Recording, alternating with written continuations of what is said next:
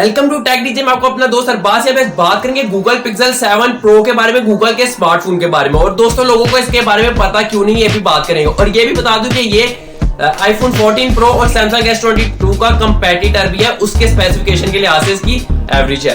यहाँ पे दोस्तों चलते तो सबसे पहले इसकी प्राइस आती है हमारे पास, जो कि हमारे पास 2 लाख रुपए विदाउट एनी टैक्स। जो के टैक्सेस गवर्नमेंट के होंगे वो डालेंगे तो इसकी प्राइस आपको 3, 3.5, 4 लाख के पड़ जाएगी। ठीक है, वैसे इसकी प्राइस 2 लाख रुपए है।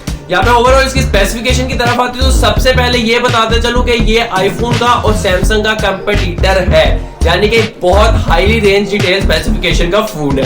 सबसे पहले इसकी डिस्प्ले स्क्रीन आती है जो कि हमारे पास 6.7 इंचेस की लार्ज डिस्प्ले स्क्रीन है, वो भी एमोलेड, कोई सादी एलसीडी स्क्रीन नहीं है। यानी कि यहाँ से आपको अंदाजा हो गया कि एक हाई क्लास फोन है। साथ साथ दोस्तों कैमरा जो कि हर फोन में सबसे ज्यादा इंपॉर्टेंट है, वो इसके कैमरास भी बहुत ज्यादा बेहतरीन है।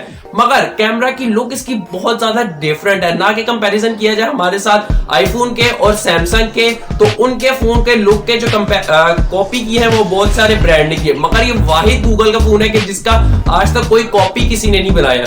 तो जिस आईफोन में देखा जाए 3 कैमरास उसकी बहुत ज्यादा कॉपी की गई, इसी तरह सैमसंग के जो स्ट्रेट कैमरास उनकी बहुत ज्यादा कॉपी की गई, मगर गूगल का बिल्कुल जो बैक पे कैमरा है एक स्ट्रेट लाइन। आपको याद होगा सैमसंग का S सीरीज का नोट सीरीज का एक फोन रिलीज हुआ था जिसमें सिर्फ ऐसा कैमरा आया था, मगर ये वो फोन है कि जिसके कॉपी अभी तक कभी भी नहीं किया। फर्स्ट ऑफ ऑल बात की जाए कि इतना बिकता क्यों नहीं है, तो दोस्तों मार्केट में इसकी डिमांड ही नहीं है। एशियन कंट्रीज की बात करें, इंडिया, पाकिस्तान, चाइना में इसकी डिमांड ही नहीं है, ना इसकी रीसेल है।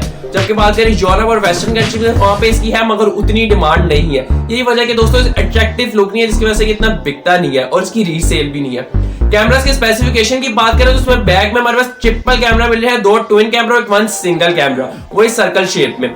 ट्विन कैमरा की स्पेसिफिकेशन की बात करें तो दोस्तों पहला कैमरा जो हमारे पास 50 मेगापिक्सल का है, सेकंड की बात करें 48 मेगापिक्सल का, और तीसरा हमारे पास 212 मेगापिक्सल का।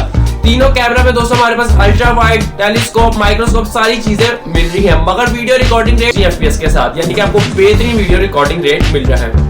दोस्तों आगे चले तो रैम और रोम के वेरिएंट आते हैं। हमारे पास में रैम के 2 वेरिएंट अवेलेबल है, 8GB और 12GB। जबकि रोम स्टोरेज की बात किया जाए तो उसमें 3 वेरिएंट अवेलेबल है। एक दोस्तों 128GB, दूसरा हमारे पास 256GB, और तीसरे की बात करें तो 512GB, जिस तरह आईफोन में और सैमसंग में दिए जाते हैं। मगर हम एज अ जो प्राइस टैग की बात करें दोस्तों, वो 8GB 128GB या 8GB 256GB के लिहाज से 2 लाख प्राइस बनती है इसकी, मगर विदाउट टैक्स डालेंगे तो वो आपके डिफरेंट 3, 3.5 लाख के बनेंगे। सारे फोन पे टैक्स डालते हैं, वो तो आपको पता ही है। आप जब उसको प्रूफ कराने जाएंगे उस लिहाज से उसकी प्राइस डिफरेंट हो जाएगी। अब यहाँ पे दोस्तों बैटरी टाइमिंग बहुत अच्छी, यहाँ पे सैमसंग और आईफोन से अगर मैं इसका कंपैरिजन करूं तो सबसे अच्छी बैटरी टाइमिंग मुझे इसमें यही लगी, इसकी लगी। और इसकी सबसे अच्छी बात है पिक्सल 7 प्रो में दोस्तों 5000 mAh की lithium pro non removable battery, और ये कि कोई आम बैटरी नहीं है, साथ फास्ट चार्जिंग है, यानी कि आधे घंटे में आपका फोन 60% चार्ज हो जाएगा। Wireless charging, reverse charging, magnetic charging, सारे फीचर्स अवेलेबल है। एक और जबरदस्त दोस्तों इसके फीचर जो बात हमारे कर रहे हैं, डिस्प्ले स्क्रीन भी इसमें कोई ये नहीं है कि जिस तरह एप्पल में दी गई है या सैमसंग में गोरिल्ला सिर्फ कॉर्नर्स दिए गए थे, मगर इसकी पूरी स्क्रीन ही गोरिल्ला दी गई है, यानी कि टूटने का कोई डर ही नहीं है।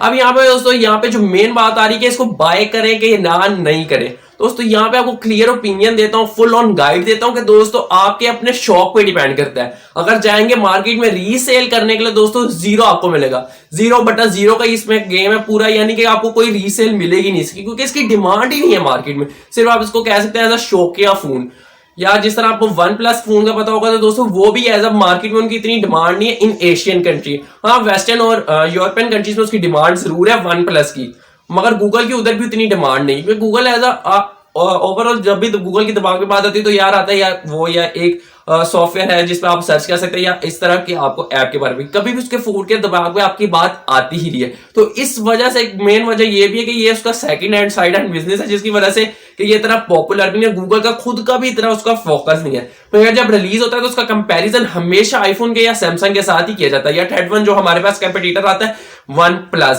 ओवरऑल एक अच्छा फोन है, मगर फिर दोबारा ये कह रहा हूं दोस्तों कि रीसेल में जाएंगे तो नहीं आपको मिलेगा। एज अ शौकिया रखना है तो आपके अपनी डिमांड करते हैं। दोस्तों थैंक्स फॉर वॉचिंग।